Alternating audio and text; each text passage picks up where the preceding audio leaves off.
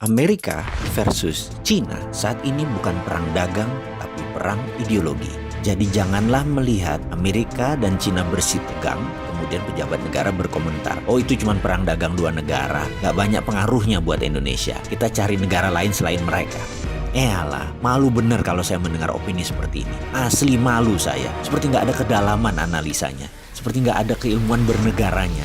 Ambil gampangnya saja, toh rakyat gak banyak ngerti urusan beginian. Sebentar om, hati-hati ngomong begitu. Semua bisa berubah dalam hitungan bulan, bukan tahun. Kembali ke persamaan level playing field, kesamaan cara bermain yang sedang Amerika tekan Cina ini. Apa yang mau disamakan? Ideologi Amerika adalah demokrasi.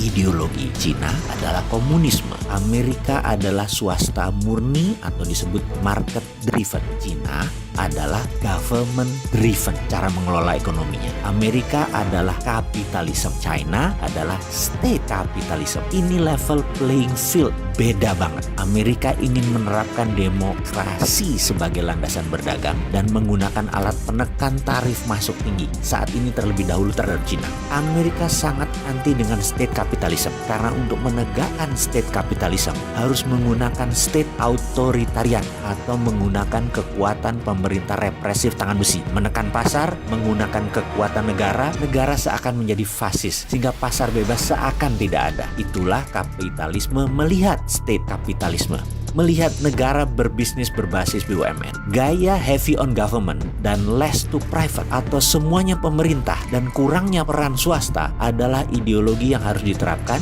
jika sebuah negara ingin menggunakan dana obornya Cina. Harus government driven. Itu banyak terjadi seperti di negara Sri Lanka, di negara-negara Afrika, Papua Nugini, dan banyak negara lainnya.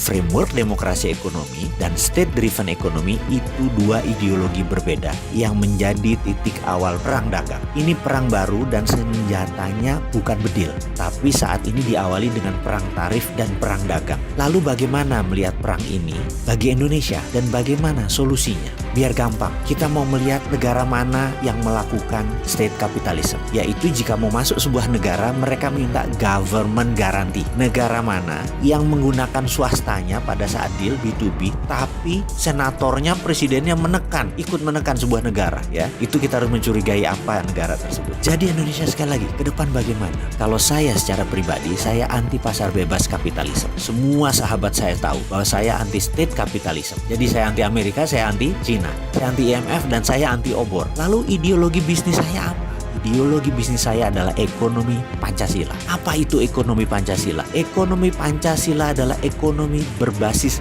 fair trade, keadilan, bukan free trade. Kembali ke topik perang dagang, state capitalism dan swasta pasar bebas. Tindakan Amerika melindungi swastanya, tindakan Cina melindungi komunismenya. Indonesia sekali lagi harus menerapkan ekonomi Pancasila berbasis fair trade. Diawali dengan membangun kekuatan dalam negeri, membangun kekuatan sendiri, membangun tanpa uang asing, tanpa teknologi asing. Stop menggunakan apapun berhubungan dengan asing. Tidak ada istilah foreign direct investment, tidak ada istilah ekonomi bergantung pada asing. Cukup membuat kebijakan ekonomi baru berbasis produk lokal.